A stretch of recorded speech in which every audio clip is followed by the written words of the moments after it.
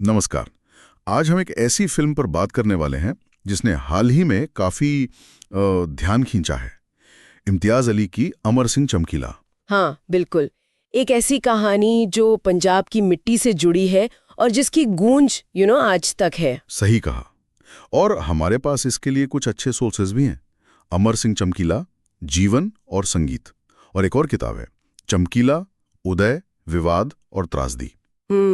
तो इन्हीं के आधार पर आज हम समझने की कोशिश करेंगे कि ये फिल्म चमकीला की जिंदगी, उसके संगीत, उसके विवादों और फिर उसकी सिनेमाई प्रस्तुति को कैसे देखती है। बिल्कुल, कि फिल्म क्या दिखाती है और असल कहानी से वो कितना मेल खाती है। हाँ, और इसमें दिलजीत दोसांझ का काम, रहमान साहब का संगीत, नेटफ्लिक्स रिलीज, ये सब पहलू तो हैं ही, लेकिन कोर में है कहानी उस गायक की जिसके गानों ने कुछ को दीवाना बनाया तो कुछ को बेहद नाराज कर दिया।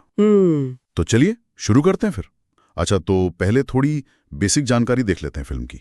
डायरेक्टर इम्तियाज अली हैं। हाँ, राइटर वो खुद और साजिद अली।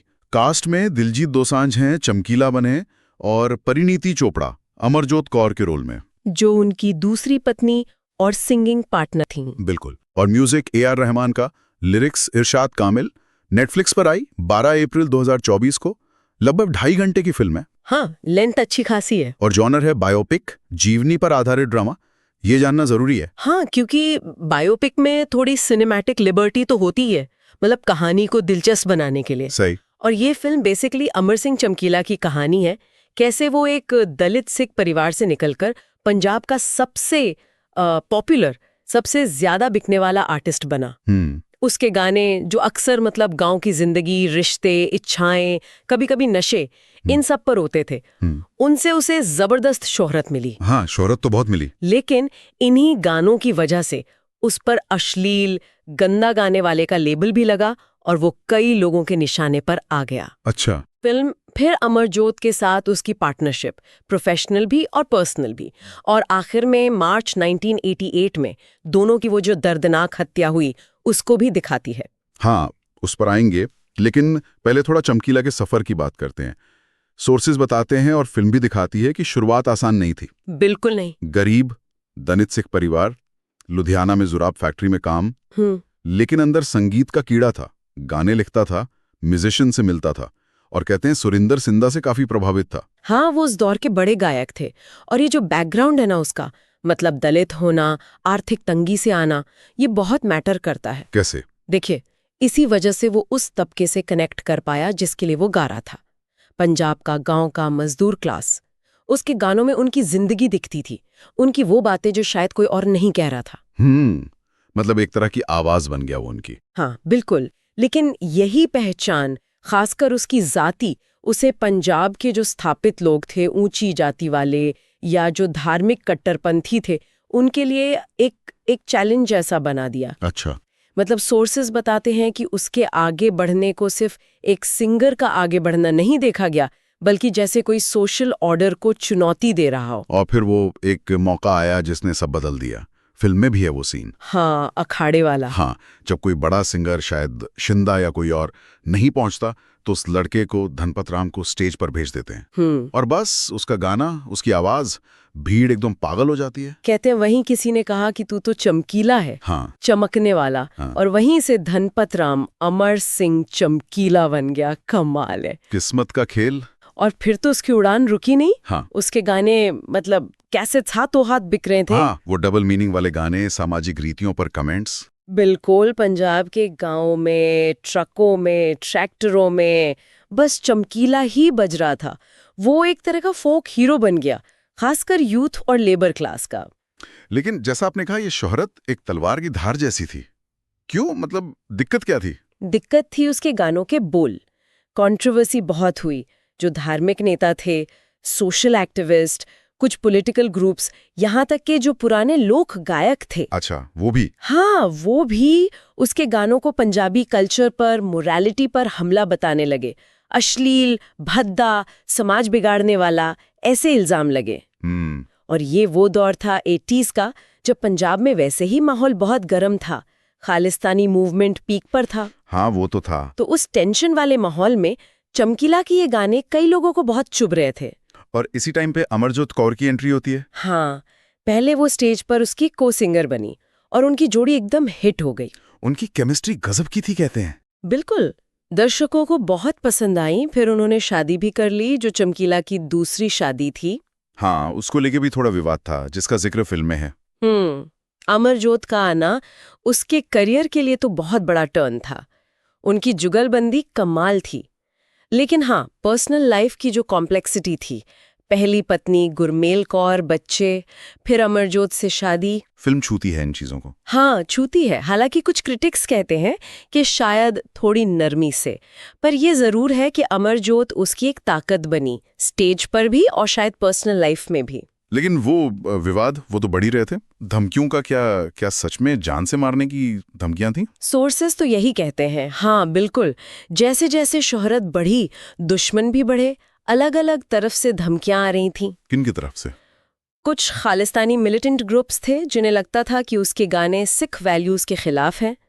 कुछ सोशल और रिलीजियस संगठन थे जो उसे अश्लीलता फैलाने वाला मानते थे। अच्छा। यहाँ तक कि कहते हैं कि इंडस्ट्री के अंदर से भी, मतलब कॉम्पिटिटर्स से भी खतरा था। बाप रे। दबाव इतना बढ़ा कि एक टाइम पे उसने वो कंट्रोवर्शियल गाने छोड़कर धार्मिक गीत गाने शुरू कर दिए थे, भजन टाइप के। क्या बात कर रहे हैं? लोगों ने पसंद किए वो गाने? नहीं, बिल्कुल नहीं। ऑडियंस को तो वही पुराना बेबाक चमकीला सुनना था। वो उसके भजन सुनने नहीं आते थे। तो आखिरकार उसे वापस अपने पुराने स्टाइल में लौटना पड़ा।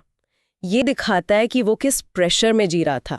एक तरफ उसकी आर्ट, उसकी पहचान, उसकी ऑडियंस, दूसरी तरफ जान का खतरा। हाँ, ये आर्टिस्ट की फ्रीडम वर्सेस सेफ्टी वाली डिबेट है। बिल्कुल, उसी का एक जीता जागता उदाहरण। और फिर वो दिन आ गया, 8 मार्च 1988। फिल्म की शुरुआत भी वहीं से होती है और एंड भी। हाँ, महसमपुर गांव में शो करने पहुंचने वाले थे। उससे ठीक पहले चमकीला, अमरजोत और उनके बैंड के 2 और मेंबर्स को दिन दहाड़े गोलियों से भून दिया। हाँ, पंजाब के म्यूजिक इतिहास का शायद सबसे काला दिन। और सबसे दुखद बात यह है कि ये मर्डर मिस्ट्री आज तक सॉल्व नहीं हुई। सच में कोई पकड़ा नहीं गया? कोई नहीं। फिल्म भी जैसे असल जिंदगी में है, किसी एक नतीजे पर नहीं पहुंचती। वो दिखाती है कि शक किस किस पर था, मिलिटेंट्स, कॉम्पिटिटर्स, या समाज का गुस्सा, या कुछ और। सारी पॉसिबिलिटीज रखती है ऑडियंस के सामने, पर जवाब नहीं देती, क्योंकि जवाब है ही नहीं। ये तो हुई कहानी। अब थोड़ा फिल्म जो गहरे मुद्दे उठाती हैं उन पर आते हैं। सोर्सेस को देखें तो एक बड़ा सवाल है आर्ट वर्सेस मोरालिटी का। बिल्कुल, और यहाँ फिल्म बहुत इंटरेस्टिंग सवाल पूछती है कि आर्ट कब ऑब्जेक्शनेबल हो जाती है। ये अश्लीलता या ऑब्सिनिटी का मीटर क्या है, इसे तय कौन करता है? हाँ, क्या वो समाज के ठेकेदार हैं या सुनने वाले खुद? सही बात। चमकीला के गाने उन लोगों में तो सुपरहिट थे जिनकी जिंदगी वो दिखा रहे थे, लेकिन जो समाज के पहरेदार थे उन्हें वो चुभ रहे थे। तो ये जो पॉपुलर कल्चर और एस्टैब्लिश मोरालिटी के बीच का टकराव है, फिल्मों से बहुत अच्छे से पकड़ती है। और ये बहस सिर्फ चमकीला के टाइम की नहीं है, आज भी है। आज भी उतनी ही रेलेवेंट है। और इसमें वो पहचान, जाति, क्लास वाला एंगल भी तो है। जैसा आपने कहा उसका दलित होना, क्या ये भी एक फैक्टर था? क्या समाज का एक तबका उसकी सक्सेस बर्दाश्त नहीं कर पा रहा था? ये कॉम्प्लेक्स सवाल है, पर फिल्म इसे उठाती जरूर है। और सोर्सेज भी इशारा करते हैं कि हाँ, उसकी जाति ने जरूर कुछ लोगों के रवैये को इफेक्ट किया होगा। मतलब ये सिर्फ एक सिंगर की सक्सेस नहीं थी? नहीं, ये एक मार्जिनलाइज कम्युनिटी के बंदे का मेन स्ट्रीम में आना था, और शायद ये कई लोगों को हजम नहीं हुआ। फिल्म दिखाती है कि कैसे उसके बैकग्राउंड ने उसे बनाया भी और उसे कुछ ताकतों का टारगेट भी बनाया। तो ये कहानी सिर्फ एंटरटेनमेंट की नहीं है? नहीं, ये सोशल स्ट्रक्चर और जो हमारे पूर्वाग्रह हैं उनकी भी कहानी है। क्या हम कह सकते हैं कि ये फिल्म फ्रीडम ऑफ एक्सप्रेशन पर भी एक तरह की टिप्पणी है? हाँ, काफी हद तक। कि अगर आप बेबाकी से बोलेंगे अपनी आर्ट के जरिए तो कीमत चुकानी पड़ सकती है। बिल्कुल, ये एक महत्वपूर्ण सवाल खड़ा करता है। चमकीला की कहानी यही दिखाती है कि सच बोलने का या हिम्मत दिखाने का नतीजा क्या हो सकता है, खासकर ऐसे माहौल में जहां अलग राय की जगह कम हो। उसे शोहरत मिली, पैसा मिला, प्यार मिला, पर साथ में धमकियां और मौत भी मिली। फिल्म ये सवाल छोड़ जाती है कि क्या कलाकार को चुप हो जाना चाहिए या समाज को ऐसी आवाजें सुननी चाहिए। सही बात है। ये सिर्फ चमकीला की कहानी नहीं, उन सब आर्टिस्ट की है जो स्टेटस को चैलेंज करते हैं। फिल्म में वो मानवीय पहलू भी तो हैं। अमरजोत के साथ रिश्ता, प्यार, वफादारी, फिर वो फेम की पर्सनल कीमत। हाँ, कोशिश तो है कि वो सिर्फ एक सिंगर नहीं, एक इंसान की कहानी भी कहे। अमरजोत के साथ उसका रिलेशन, पहली पत्नी और बच्चों की तरफ उसकी जिम्मेदारी, शोहरत का प्रेशर, ये सब मिलकर एक कॉम्प्लेक्स तस्वीर बनाते हैं। क्या उसने सही फैसले लिए? क्या उसे कॉम्प्रोमाइज करना चाहिए था? फिल्म सीधे जवाब नहीं देती, सोचने पर मजबूर करती है। और आखिर में फिल्म उसकी लेगेसी के बारे में भी है। मतलब मौत के इतने साल बाद भी चमकीला क्यों याद किया जाता है? यही तो बात है। फिल्म यही दिखाती है कि जिंदगी भले ही छोटी रही, अंत दुखद हुआ, पर उसका संगीत, उसकी आवाज, वो आज भी जिंदा है। हाँ, पंजाब में और पंजाबी म्यूजिक सुनने वालों में तो आज भी वो आइकन है। बिल्कुल, रीमिक्स बन रहे हैं, फिल्में बन रही हैं, तो वो ट्रेजेडी के बावजूद उसकी आर्ट उसे अमर बनाती है। शायद फिल्म यही कहना चाहती है कि आप आर्टिस्ट को मार सकते हो, उसकी आर्ट को नहीं। अच्छा, अब थोड़ा फिल्म मेकिंग पर बात करें। इसका नैरेटिव स्टाइल थोड़ा अलग है, नॉन लीनियर। हाँ, हत्या से शुरू होकर फ्लैशबैक में जाना और कई सारे नैरेटर्स का यूज ये काम करता है। देखिए, ये इम्तियाज अली का स्टाइल है, कहानी को ऐसे बताना कि शुरू से एक मिस्ट्री और टेंशन बनी रहे। फ्लैशबैक से चमकीला की लाइफ के अलग अलग पीस जुड़ते हैं, पजल की तरह। और नैरेटर्स का यूज कहानी को अलग अलग पर्सपेक्टिव देता है। किसी को ये पसंद आ सकता है, किसी को थोड़ा बिखरा हुआ लग सकता है, पर हाँ, पेस बनी रहती है। और म्यूजिक, रहमान साहब का म्यूजिक, ये तो फिल्म की जान है। सोर्सेज में भी जिक्र है इसका। बिल्कुल, और ये सिर्फ बैकग्राउंड स्कोर नहीं है, ये कहानी का हिस्सा है। फिल्म में चमकीला के ओरिजिनल गाने भी यूज हुए हैं, जिन्हें दिलजीत और परिणीति ने खुद गाया है। हाँ, वो लाइव परफॉर्मेंस वाले सीन तो कमाल है। जबरदस्त एनर्जी है उनमें, भीड़ का शोर, चमकीला का परफॉर्मेंस, लिरिक्स, वो पूरा माहौल जिंदा हो जाता है। म्यूजिक यहाँ सिर्फ एंटरटेनमेंट नहीं, वो कैरेक्टर और उसके स्ट्रगल को समझने का जरिया है। फिल्म के टोन में भी एक बैलेंस दिखता है। एक तरफ म्यूजिक का सेलिब्रेशन, स्टेज की रौनक, और दूसरी तरफ वो धमकियां, डर, मौत का साया। हाँ, ये बैलेंस जरूरी था, क्योंकि चमकीला की लाइफ ही ऐसी थी। एक्सट्रीम पॉपुलैरिटी और उतना ही गहरा खतरा। फिल्म दोनों दिखाती है। अखाड़े वाले सीन कलरफुल हैं, एनर्जेटिक, और वो धमकियों वाले सीन टेंशन क्रिएट करते हैं। अब आते हैं क्रिटिसिज्म पर। क्या फिल्म पूरी तरह सच्ची है या क्रिएटिव लिबर्टी ली गई है? देखिए, बायोपिक है, डॉक्यूमेंट्री नहीं। तो क्रिएटिव लिबर्टी तो होती है डायलॉग्स में, कुछ सीन्स को ड्रामेटाइज करने में। लेकिन जो मेन इवेंट्स हैं, उसका उदय, गानों का स्टाइल, कंट्रोवर्सी, शादी, धमकियां, हत्या, ये सब फैक्ट्स पर बेस्ड है, जैसा सोर्सेज बताते हैं। और हत्या का रहस्य अनसुलझा दिखाना भी सच के करीब है। लेकिन कुछ क्रिटिसिज्म भी तो है। स्रोत बताते हैं कि कुछ लोगों को लगा कि फिल्म कुछ मुश्किल सवालों से बच गई। हाँ, है। एक तो ये कि शायद फिल्म चमकीला के गानों में जो मिसोजिनी या डबल मीनिंग वाले तंज थे, उन्हें थोड़ा सॉफ्ट करके दिखाती है, सिर्फ सोशल कमेंट्री की तरह। अच्छा। दूसरा, उसकी पर्सनल लाइफ की कॉम्प्लेक्सिटी, खासकर पहली पत्नी के साथ रिश्ते को शायद और गहराई से दिखा सकते थे। और तीसरा, जो शायद ज्यादा जरूरी पॉइंट है, कि 80s के पंजाब का वो पॉलिटिकल और रिलीजियस माहौल, खालिस्तानी मूवमेंट का असर, उस टाइम का सोशल टेंशन, उसे और खुलकर दिखाया जा सकता था। क्योंकि वही तो बैकड्रॉप था ना उसके विवादों का और अंत का। बिल्कुल, फिल्म उसे छूती है, पर शायद इसकी गहराई में उतना नहीं उतरती, ऐसा कुछ क्रिटिक्स का मानना है। तो क्या ये माना जाए कि फिल्म चमकीला को ग्लोरीफाई करती है, उसकी कमियों को छुपाती है? ग्लोरीफाई कहना शायद थोड़ा ज्यादा होगा, कमियों को पूरी तरह इग्नोर नहीं करती, पर हाँ, फोकस हीरो की ट्रैजिक जर्नी पर ज्यादा है। लेकिन एक्टिंग की तारीफ तो सबने की है, खासकर दिलजीत दोसांझ की। हाँ, वो तो यूनिवर्सली प्रेज्ड है। दिलजीत ने चमकीला के रोल को जिस ऑथेंटिसिटी, एनर्जी और एक तरह की मासूमियत से निभाया है, उसे फिल्म की सबसे बड़ी स्ट्रेंथ माना गया है। परिणीति के काम की भी तारीफ हुई है। म्यूजिक सीन्स का फिल्मांकन, फिल्म का इमोशनल कनेक्ट, ये भी पॉजिटिव पॉइंट्स रहे हैं। तो ओवरऑल इन सोर्सेज के बेस पर हम इस फिल्म को कैसे समझें? निचोड़ क्या है? निचोड़ ये है कि ये फिल्म एक ऐसी आवाज को ट्रिब्यूट है जिसे वक्त से पहले चुप करा दिया गया। एक आर्टिस्ट जो मार्जिन से उठा, जिसने अपनी शर्तों पर काम किया, जिसने लोगों की बात की, भले ही वो बातें कई लोगों को अनकंफर्टेबल लगीं।